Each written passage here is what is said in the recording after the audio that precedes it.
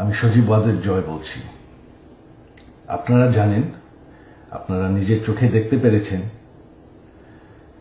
যে জাতির জনক, জাতির পিতা বঙ্গবন্ধুর বাসা, সেই ঐতিহাসিক ৩২ নম্বরকে পুড়িয়ে ফেলা হয়েছে। এই প্রটেস্টার তো বলবো না, এই মব জাতির পিতার বাসাকে পুড়িয়ে ফেলায়।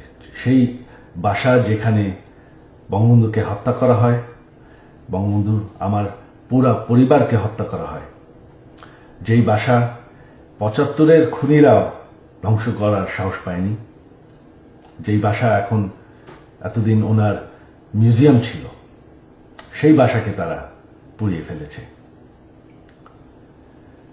বঙ্গবন্ধু একটি দলীয় বিষয় না, বঙ্গবন্ধু হচ্ছেন জাতির পিতা। বঙ্গবন্ধু না থাকলে আজকে আমরা বাংলাদেশ হতাম না, আজকে আমরা পাকিস্তান হয়ে থাকতাম। আপনারা জানেন, সামনে 15ই আগস্ট, সেই কালো রাত, যেই রাত্রে বঙ্গবন্ধু এবং আমার পরিবারকে হত্যা করা হয়। আমার আহ্বান বাঙালি জাতির কাছে যে আপনারা যদি স্বাধীনতার চেতনায় বিশ্বাস করেন, আপনারা যদি বাংলাদেশকে ভালোবাসেন, আর এই যে বাংলাদেশে বাস করছেন, এটাকে মেনে নেন যে বঙ্গবন্ধু আপনাদেরকে স্বাধীনতা দিয়েছে, আমাদেরকে স্বাধীনতা দিয়েছে।